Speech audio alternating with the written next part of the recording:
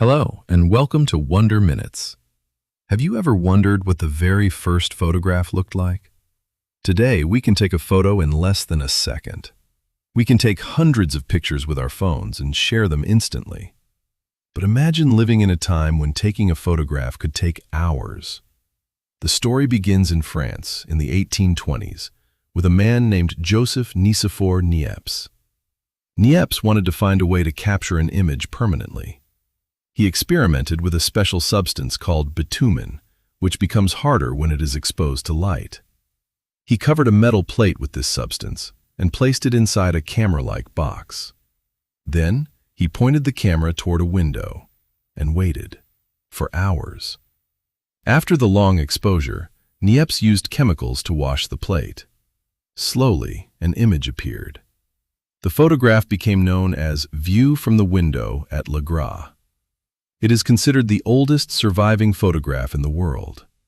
In other words, it is the oldest photograph that still exists today. But there was a problem. The image was very dark, and taking a photograph took an incredibly long time. A few years later, another French inventor named Louis Daguerre developed a much faster photographic process. His method, called the daguerreotype, became popular in the 1830s. For the first time, people could have realistic images of themselves. But early portraits were not exactly comfortable. People had to sit completely still for several minutes. Even a small movement could make the photograph blurry, which means not clear or sharp.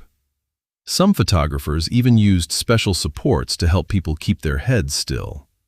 So, the next time you take a quick selfie, remember this. Your phone can capture your face in less than a second. The first photograph took hours. From a metal plate in a French laboratory to the camera in your pocket, photography has come a very long way. And perhaps the most amazing part is that the idea of capturing a moment with light began almost 200 years ago. And that's the story of how the first photograph came to life. Thanks for listening, and I'll see you in the next Wonder Minutes.